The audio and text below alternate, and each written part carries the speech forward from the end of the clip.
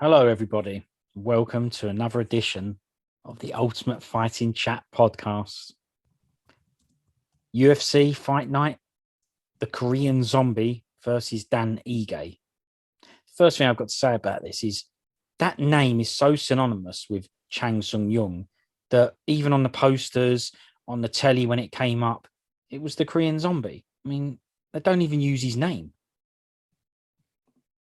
What do you think about that? Or have you got nothing to say about it? I mean, you obviously don't mind, right? I ain't got really much to say about it. I don't care. Sake. I think it's quite it's a good chat. It's supposed to be chatting. yeah, I think it's quite good that he's forged a little, if you like, personality for himself in the market. That's quite good, isn't it? We've agreed that some people have got good fighter nicknames: Axe Murderer, Korean Zombie. Yeah, but do any of the other people go by those nicknames? This is all on the paraphernalia, on the stuff, you know? I don't know. I'd have to have a think about it. But it's a good moniker, and yeah. I mean, could But you it's imagine? more interesting being on the poster than Chan Sung Young, isn't it? Let's be honest. I think it's good. Yeah, I've got an issue with it. I just find it strange, you know? But yeah, Korean Zombie versus Dan Ige. We're going to chat about the prelims today first. We'll chat about the main card later, but prelims coming up.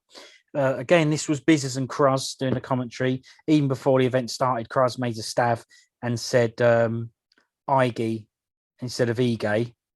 And I mean, it's no problem from my point of view because I knew what he meant. I had no Yeah, that's true. But don't forget, later on in the event, he also calls Spivak Spivak. That was coming later. Yeah, That's he's coming, calling him later, Spivak, right? even though everyone. I've never understood that when when people mispronounce names, when everyone around them is using what we deem to be the correct pronunciation, and yet they just insist on saying the wrong version because he kept on saying Spivak, and I'm like, he's got Bizzers and he's got who was it? Anik. Was it Anik? Was it? Both saying Spivak, and he was like Spivak. Well, Like, I like it. He sounds like my sort of bloke.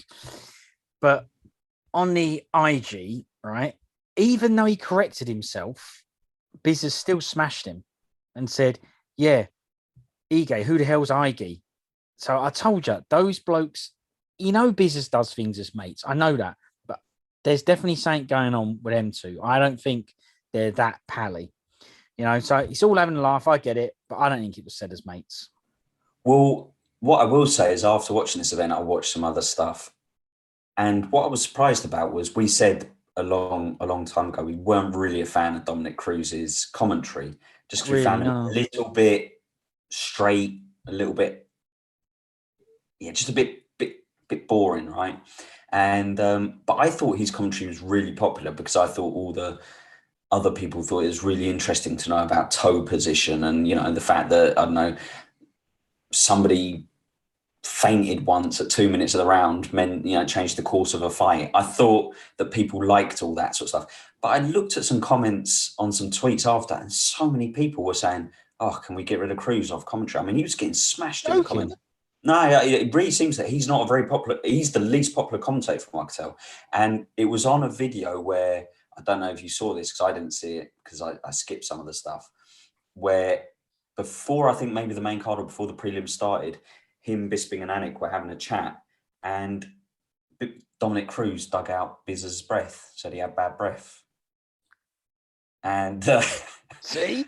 and Told you. That ain't said as Bisping mates.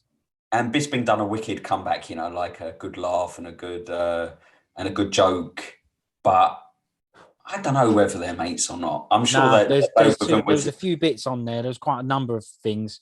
Well, maybe Bisping Where was still hurting over the bad breath comments.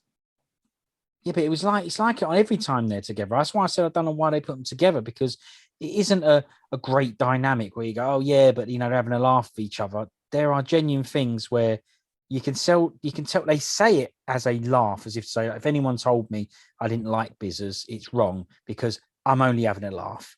But there's no smoke without fire, and they're very regular, the little digs, very regular. I Right. think I'm picking up on something. Well, it seems that a lot of people are noticing that there's a little bit of tension between them two, and Telling you. it seems that people aren't overly keen on Cruz's commentary. So there you go. Well, nor are we. No. I'm not calling for him to lose his job or anything like you did It with that sounds like you Italian are. bloke. Nah, Sounds like you are. no, I ain't. I've just confirmed I ain't. You wanted to get rid of that other bloke. No, because I confirmed I didn't want to get rid of him. I said that I was worried that he might lose his job if he Di lost that. Chirico, him, yeah. Kiriko, yeah. Don't do a Dominic Cruz on his name. It's Di Chirico. Right, well, look. Anyway, the first fight on this prelims, Josh Parisian versus, oh yeah, baby, let's go, Roque Martinez. I'm sure we've said this before because we've had Roque Jelly on a couple of things, haven't we? And honestly, I think he's pretty good. I don't think he's crap. I think his boxing defense is actually quite good. A lot better than a lot of other fighters. Unfortunately, though, he's a heavyweight with weed breath. But I think he really tried to win that fight, but he didn't manage it. It was a split decision to Parisian. I thought it was a close fight, but I ain't got much to say about it. That's all I've got to say about it, actually. So let's go. But I actually think Roque is actually all right. I think he really felt like he needed to win this. Has he won any fights in UFC? He's lost them all, hasn't he? I think he has from rough memory. So yeah. So he lost against Romanov. He lost against Dontel Mays, and he lost against Josh Parisian now as well. What I'm going to say is, I know what you're saying, as in he seems like a guy who's obviously very squat and got a low center of gravity. He looks like a tough guy, and he's hard to knock out. And he looks like he's game, and he'll come forward and have a smash. Honestly, I don't know how he lost this fight. I thought he won it quite easily, 29-28. Maybe. I mean, I don't know how Parisian won that, if I'm being honest. But one thing that did bug me about that fight is all through it, I was going, this guy looks like a really... Imagine Bisping had a brother who went off the rails a bit, maybe got... I don't know, rather than going down MMA gym, he decided to sit on the sofa eating Pringles and eating chocolate bars and stuff like that he would turn out like Parisian. And then at the end of the fight, Parisian said, some people say that we kind of look like each other. And I was like, yeah, you that's do. right. He did say that, yeah. Yeah, I was like, you do look like each other. But, you look like Bisping if he never made it into the UFC and just had to do a normal 9 to 5 and couldn't train all the time and used to go down the pub a lot. That's what he looks like. He looks like the unfamous Bisping, basically. That's the most... did a good response to that comment, didn't he? He went, didn't he say something like, you lucky fella? Yeah, you're a lucky man. Yeah, he's brilliant. He is good, Bisping. He's the best commentator, I think. What, out of the lot? Yeah, I do, yeah. So, is he better than old Rogan? Because the current Rogan's not very good. He's better than Rogan now. Rogan, I still think Rogan's number 2. But Bisping, he brings a bit of fun to it. I genuinely, when I watch it, there's at least 2 or 3 occasions where I properly laugh, not just sort of smile, whatever. I go, that was funny, and it makes me laugh. Like the other day when somebody went, can I have a little bit more chat at the end, when they go, oh, I just want one more chat into the mic to say thanks to my trainers or whatever.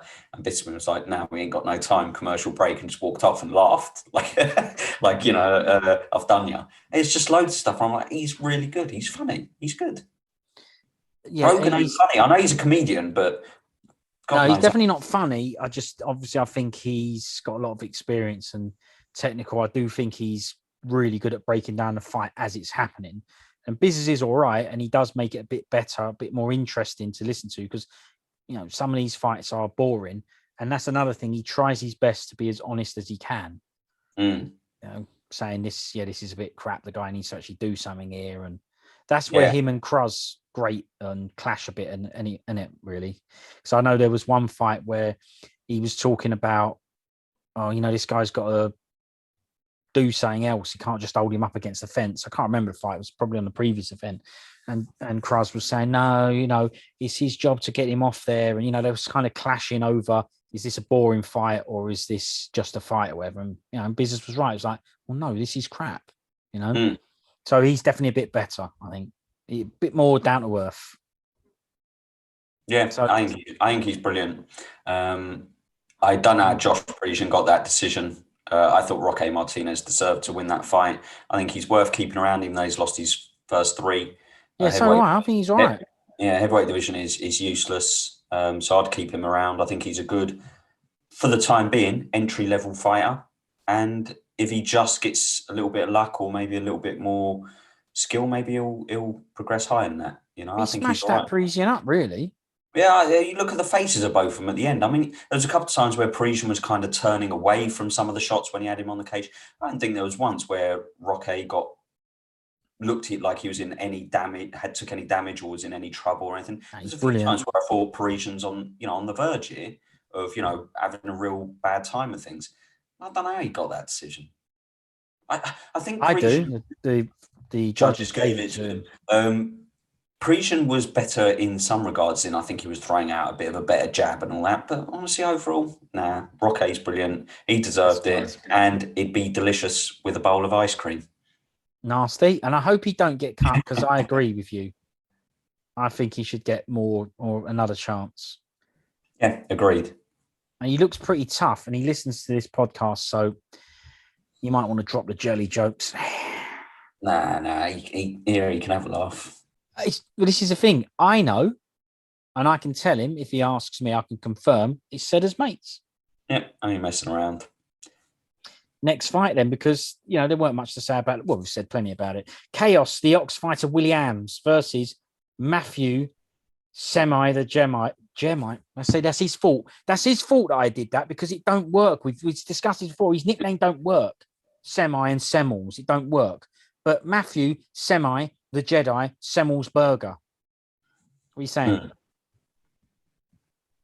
Take it away. I'll give this one to you. It's a gift. Okay, look, we said before that we think Semmelsberger is quite good. Yeah, I agree. I still think he's quite good. So do I. It's one of those fights where I think he'll kick himself that he wasn't a bit more active, that he didn't take a few more risks, that he didn't just throw a couple more 1-2s down the pipe, because I think he could have nicked this fight. Very slow round one, which is understandable. Chaos Williams obviously carries a lot of power, and he was a little cautious in the first round. But after the first round, I think he should have put his foot on the gas a bit more. He didn't, paid the price, lost the decision, definitely lost the fight. He but did. I still think he's all right. Chaos Williams, I don't like the way he throws those punches in those blitz attacks. His whole body tenses up, he squares up too much, and he has his hands really low. And I think anyone a bit tighter on their counter punching will have a field day on his chin. That's not to say he's crap. I'm just saying that I think he's got some tightening up to do on those blitz attacks. Yeah. But I agree. I didn't rate Williams that much. There was things about him I did like, the fact that he went in to have a smash and he was aggressive and all that stuff. So I do like him as a fighting bloke, but I didn't really like him that much in this fight. Like you said, he threw way too many looping punches, but he was just a little bit faster than Semmelsberger and more active, and that's what gave him the decision. But I actually thought his skill level was worse. He just had a lot more aggression and he was willing to get in there and have a smash. I think Semmelsberger is better, even though he's lost this fight anyway. He had the problem of he was squaring up too much, spreading his stance too wide. He was tensing up his whole body when he was throwing those punches. So they were coming at, like you say, from like the Rock'em Sock'em robots. They were coming like that. They didn't flow. They didn't.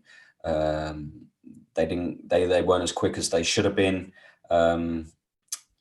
And he was smothering his work too much. The only thing I did like about it is he was throwing punches in bunches, which, as we say, a lot of UFC fighters don't do that. They're usually one and done, or maybe 1 and 2 and done. And a lot of the time, it's the second, third, the fourth punch that will catch somebody. Because to block one shot, it's easy. To block 2, 3, 4 shots, that's difficult. And not enough fighters throw combinations, and at least he was throwing combinations, even if they were a little bit predictable, left, right, left, right, left, right, left, right. But at least he was throwing punches and bunches. I just think that somebody a little bit sharper on the feet, probably Semmelsberger did counter him a few times, in fact. Somebody a bit sharper on their feet might have been able to do a bit more damage. But Chaos Williams, like you said, he got in there, he was aggressive, definitely deserved the win, definitely deserved the decision, showed a lot of fight and all that sort of stuff. You know, a lot of good characteristics as well, just 'cause we're picking up on a couple of negatives. A lot of good stuff. But And as you said, Semmelsberger will look back at that and go, I took all that heat from him and I didn't do anything because then I didn't take advantage of any of it. You took all that crap and there was no result for it. And he could have had a result from it. So yeah, not it was necessarily. I agree with that. Like, not necessarily a result as in winning the fight, but he took all that real explosive, powerful stuff at the start of the first round and for most of the first round. And if you like, he earned himself the right to be a bit more adventurous, a bit more aggressive in round 2 and 3 because he'd taken a lot of steam out of Chaos Week. And he's still there. That was his reward for surviving that onslaught and those barrages in the first round, was to go, now it's my turn in round 2 and 3. And just seemed that he didn't apply himself enough, or he took 1 or 2 shots in the first round that kind of just made him a little too overly hesitant. Yeah, so I think you put it perfectly. He didn't take his turn. Yeah, exactly. He didn't take advantage of what he earned. And that's a shame for him, but he's still good. Williams is good as well. I still think they're pretty even. But is it the same weight class as the what's his name? Buckley bloke? Oh, Buckley's a weird one, because he fights at middleweight. Because I think Buckley will smash this Williams out. I think they're quite similar fighters style. Oh, I can't remember, but I know that Buckley, he's fought middleweight, didn't he? Because he fought Kevin Holland, Kasangane. They're all middleweight. I won't ask any more questions then. Well, no, I mean, listen, I mean, it's a little bit nasty just asking me off the bat. But you're supposed to have knowledge. Well, I mean, I've told you he fights at middleweight, but I think he's also fought at welterweight as well. So he could fight at welterweight, I imagine. But he's a middleweight as things stand, because Kiriko's middleweight as well. So yeah, he's a middleweight. So no, not the same weight. Okay. Well, thanks for the information. No, you're welcome. Jeez, talk about throwing me under the bus. Right, next fight. I mean, you know, we're in here. Kanaka Murata versus Vienna Karkara Jandiroba. Now, you may not know this character. I know you know your video games, right? Yeah. But this will be on a later one. You might not know it. So I need you to look it up. I don't need to look it up. But Jandiroba looks like Hugo from Street Fighter 3. Look it up if you don't know who Hugo is from Street Fighter 3. I know Hugo is, yeah, and I think it's a nasty comment, isn't it? Come on, mate. It's the same. I know the guy you're talking about. I mean, I'll have to look him up properly to. The same eyes, same barnet. It's the same. There was a point where she was on the floor, and I went, Hugo, no difference. Seen him? Right. Yeah, it is a nasty comment. Moving on. Sorry, but she looks like. Oh. Look, okay, right. Here we go. In round 1, there was a bit on the floor where Murata was in an armbar and all that stuff, right? And she didn't get it, didn't tap. Jandiroba didn't get the armbar, right? But Murata's arm was mashed in round 2. Now, I think it would have partly been due to that damage that she took in round 1 from that lengthy armbar attempt, right? But it actually went into round 2. That's when it got damaged. I saw it get damaged from a straight left that she threw, right? Because if you think of I don't know if you remember this, but if you think at the beginning of round 2 and coming out in round 2, her arm was being held up normally. I'm not saying it weren't hurting. I'm not saying it weren't stressed from being, stretched about in that armbar attempt. But what I am saying is it wasn't finished with. It wasn't shot, right? But then she threw a straight left, and it landed awkwardly on Jandiroba's arm where it was sort of partially blocked, kind of skimmed off it. From that point onwards, she threw it and it went like that, yeah? From that point onwards, it was mashed. I saw it and went, her arm is mashed. The commentary team didn't notice anything, even though you could see the damage instantly from that point onwards. And even if you couldn't see the damage, you could tell there was something wrong just by the way she was holding it. Remember how she was holding it? But they only brought it up 2 minutes later. 2 minutes later, they brought it up when a producer, probably DeFranco, told them about it. He'd done the headset version. So I ask you, the ref, Tony Onis, Should he have stopped this fight during the round rather than after the round when it was finished? Because he stopped it based on the doctor's advice. But did he need to do that? I mean, I saw that arm skim off. I saw that punch skim off. I saw the arm being held differently. I saw a zero defense. Then Cross started saying things like, oh, there's a high kick there all day. Yeah, there's a high kick there all day. You're right there, but that's because our arms mashed. DeFranco let them know in the headset. Then they started going on about it. But Tonioni, you think he couldn't see that? Let's just say he could. Should that fight have been stopped? Did he really need to wait for the end of that round? For me, as a viewer, it's more exciting for him to fight with smashed up limbs, smashed up whatever. It's more exciting. Yeah, like Michael Chandler in Bellator when his leg was all twisted. Oh no, I can't watch those like Jamie Varner. I can't not watch that those. one. No, not that one. I can't watch them. I can't watch them fights. I actually stopped watching them, and I can't handle them watching those when those ankles give way all the time. Not the Varner one, because I'm sure I don't know. His was well bad, but I mean, should he have stopped that fight? They're literally down a limb. Yeah. No defense on that side. She couldn't hold her arm up, couldn't block or anything. What are we saying here? First off, did you notice any of the stuff I've just mentioned? Not really. I wasn't paying that much attention. Well, look, as a fight, I wasn't really either. But because something happened in it, it made me pay attention. That's the part I paid attention to, So that's what I've done. I've raised a question from that. But I did think it was quite interesting that in round 2, the arm completely went. You don't throw punches with arms that don't work, right? That arm never got used after that punch, right?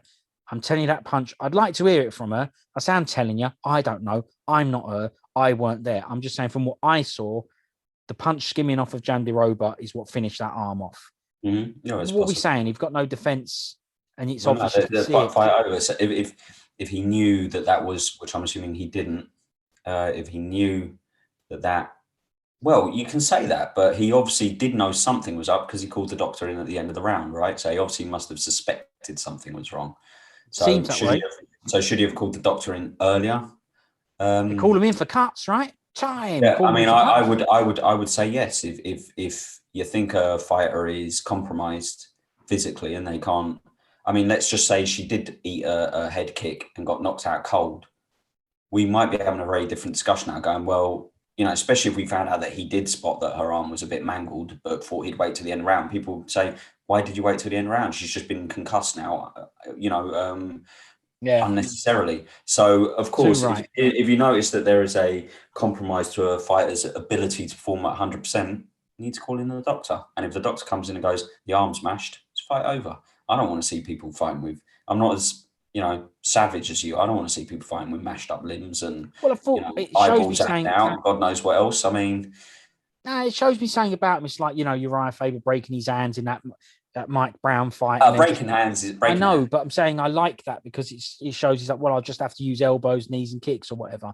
I'm not saying that every time a fighter gets, a scuff or a grazed knee that they need to call the doctor in and call an end to the fight. But I'm talking about something that is beyond the reasonable realms of an agreed fight that is compromising your ability. So I'm not talking about damage to a leg by a leg kick, meaning you have to switch stance or hobble a bit more. We're talking about, a real serious injury that's going to probably put her out for a fair bit of time. Yeah. And stops her ability to be able to defend herself properly. At that point, doctor needs consulting, and if he says it's over, it's over. So, I mean, she's good, right? That Murata stayed in there, tried to have a smash. She started throwing a few kicks as well because this arm was mashed. She was dodging. That Jandiroba did see that and threw a few head kicks or whatever, and she dodged them or whatnot. She had a way mashed up more face by the end of that round because she weren't very good anyway, but I mean, she's way more defenseless by that point. So I thought it was a bit out of order by the Tonionis, the tattoo crash gizzer.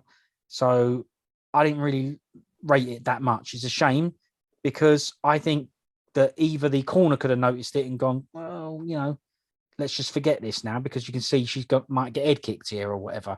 But the fact that no one done nothing about it until the doctor came in. You don't really see that in MMA though. It's not like boxing where they throw in the ring, where they throw in the towel. Yeah, where they throw in the wedding ring they throw in.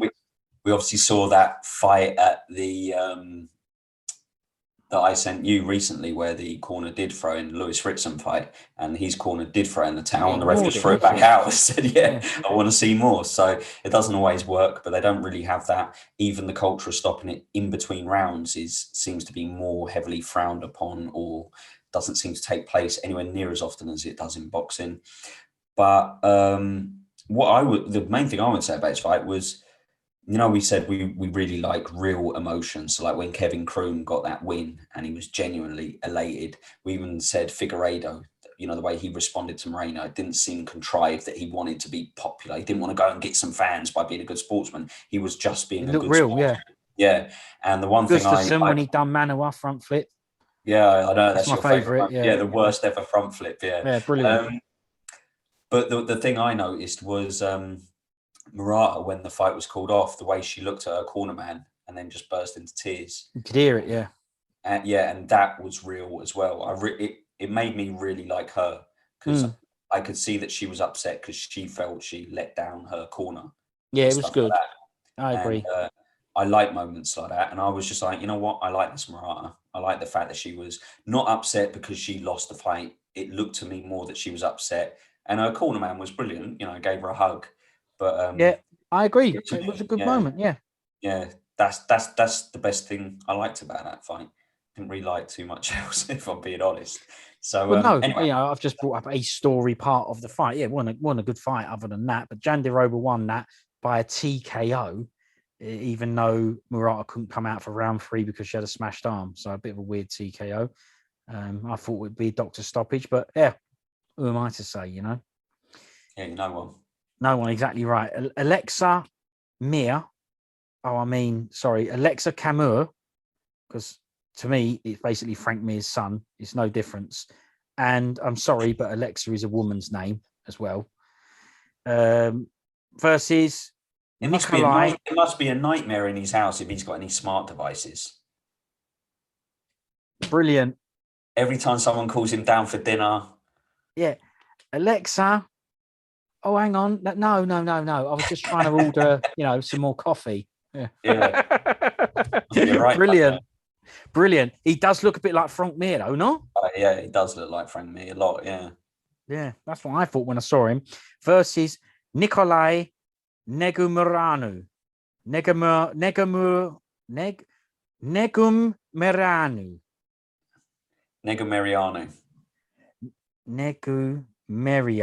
Okay, yeah. Negumerianu. Okay. Well, Negumerianu. That's your homework for next week. Yeah, Negumerianu. Yeah, let's hope he gets cut. so I don't have to read it out. Give us an easier time. Yeah. Yeah. Well, you could just call him. You just call him Nikolai for the sake of this. Yeah, Nikolai. Yeah. So I think he's scat.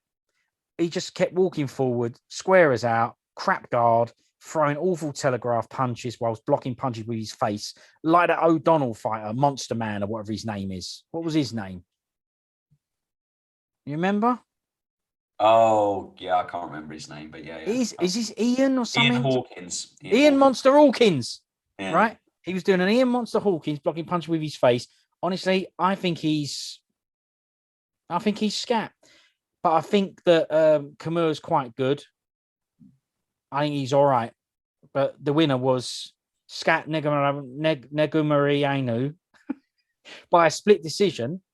I get why he won that fight, but I think it's just pure refs looking at a bloke, throwing loads of heat and getting in there and all that. I'm not sure he should have won it, but there you go. He won.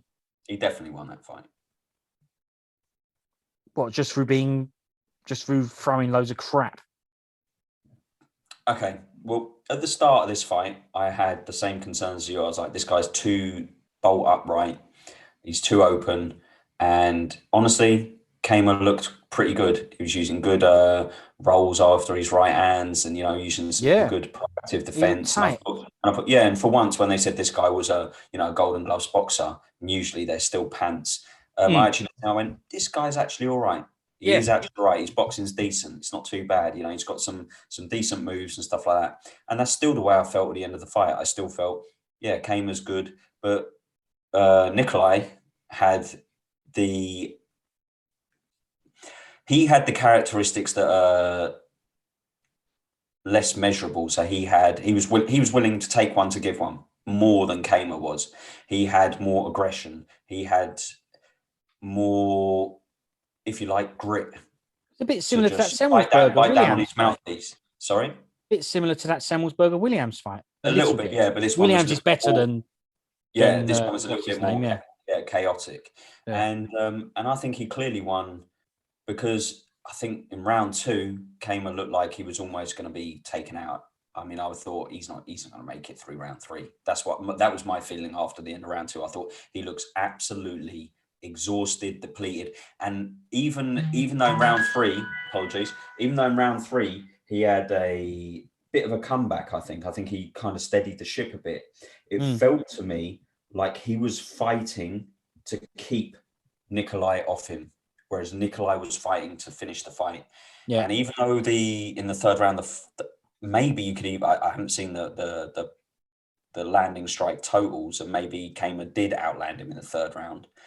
But my feeling was he was landing to just keep him away and keep him off him and just to stay out of trouble for the next few rounds. Whereas it to seemed not get done, basically. yeah, whereas it seemed like Nikolai was going in for the kill for the whole fight. And I think that counts for something. And, if you like, it's that body language thing. You've got a guy there who seems like he's being dominated to a degree or imposed upon, and a guy who looks like he's pushing the action. And that does count for something. I know people go, octagon control only counts when it's an even round and all that garbage. But, well, it's not garbage. I guess that is the scoring criteria. But it just felt to me like you got to score it on something, ain't you? Yeah, and it just felt to me that Nikolai was fighting to get the finish, and Kamer was fighting to hopefully squeeze out a decision by the end. Even though I think Kamer is a better, more talented fighter. He just got, if you like, he got old man in there. That's the old sort of saying, isn't it? You got old man in there. That guy was just a bit bigger, a bit stronger, just seemed a bit more clued up on how to win. Yeah, it's shame, isn't it? Because you always hope that the skill would beat a brute, you know? Yeah, but I think Kamer needs to learn not to put so much into all his strikes, particularly in the first round. I was thinking to myself, calm it down a little bit with these, have a little bit more elasticity in his shots rather than going for real grinding, brute force power. And he loaded up. Maybe he didn't know he was going to get. Maybe he didn't know what he was going to get on the other end, if you know what I mean. But maybe so, yeah. And if he banged him out in the first round, I'd be sitting there going, "Well, Lenny, brilliant." But he didn't. We can do it in hindsight. That's what we're doing. We're chatting about what happened. Yeah. And that's what Nikolai showed. He had a good chin. He was he wasn't deterred by any of those punches. He thought, "Don't care. I'm still going to keep coming forward." And that ultimately won him the fight. And for that, I rate him. I think he's good for that. But there are definitely things about his style that, he was bad. A little uncomfortable, let's say. Is he the same weight class as Chaos Williams? What am I? The weight class bloke, am I? Because that would be a good smash. No, he's not the same weight class as Chaos Williams. But what am I? Like I say, what am I? The weight class bloke. I was just expected to know everybody's weight. You know what? No, you're not. But right. I was hoping you might be. But it's all right. I'll learn my lesson. They're light heavyweight, so a couple of weight classes above Chaos Williams. Jeez. But look, let's be honest. I think Kamer, over time, will probably maybe if he sorts his cardio out, because that looked well funky, his cardio. If he can sort that out, he could be all right in that light heavyweight division. Because let's be honest, it's not exactly really saturated with talented fighters. So, but he's had a good test, hasn't he? A bloke that's put it on him that will really push his cardio. Your cardio obviously gets under a lot of pressure when you've got someone trying to smash your face in. So this is a good thing. I think we'll see. Good learning fight for him for sure. Yeah. So I liked him. Now that's the end of those prelims. So can you quickly tell me, knowing that Chaos Williams, Parisian and Jelly were the first fight that we saw on telly. Was there any that we missed? Can you just quickly tell me what ones weren't on telly, please? Yeah, women's flyweight fight. Casey O'Neill defeated Lara Procopio versus submission in round 3. And Rick Glenn defeated Joaquim Silva in round 1 with KO punches after 37 seconds. So it's a couple of real quick knockouts that they've had on the early prelims in the last couple of events, because you had Terence McKinney last time as well. That's right, yeah. But there you go. That's that. Well, look, there's as much as we know that people will want us to, there's absolutely no need for us to drag this out. My reasoning for that is because we're going to do the main card in a minute anyway. So don't worry. There's more chats to come. More chats to come. We're not going to deprive anybody, and they're going to be just as enfrailing as this lot that we've just had. Enfrailing. That's right. Yeah. Should we just quickly, weren't very good this, was it? So we got Parisian versus Martinez, Chaos Williams, Semmelsberger, Murat Arjandiroba, and Frank Mir's son.